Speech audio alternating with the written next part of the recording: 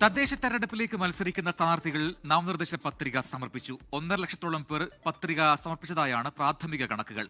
നാളെ സൂക്ഷ്മ പരിശോധന നടക്കും. പത്രിക പിൻവലിക്കാനുള്ള സമയപരിധി തിങ്കളാഴ്ച അവസാനിക്കും. സംസ്ഥാനത്ത് തദ്ദേശ സ്വയംഭരണ സ്ഥാപനങ്ങളിലേക്ക് മത്സരിക്കുന്നതിനുള്ള നാമനിർദ്ദേശ പത്രിക സമർപ്പണം അവസാനിച്ചു. തൃശൂർ, മലപ്പുറം, കോഴിക്കോട് ജില്ലകളിലാണ് കൂടുതൽ പേർ നോമിനേഷൻ നൽകിയത്. ഇടുക്കി, വയനാട്, കാസർഗോഡ് ജില്ലകളിലാണ് കുറവ് നാമനിർദ്ദേശ പത്രികകൾ ലഭിച്ചത്.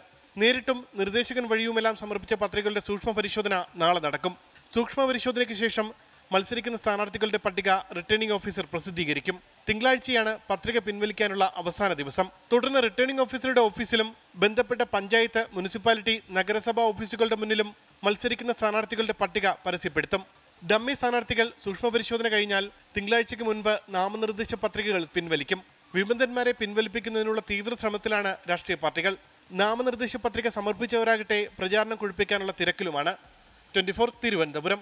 ലോകത്തെവിടെയായാലും ഏത് സമയത്തും 24 വാർത്തകളും ഓഗ്മെന്റഡ് റിയാലിറ്റി പാക്കേജുകളും എക്സ്പ്ലെയിനറുകളും വിശദമായി കാണാൻ ഞങ്ങളുടെ യൂട്യൂബ് ചാനൽ നിങ്ങൾക്ക് സബ്സ്ക്രൈബ് ചെയ്യാം.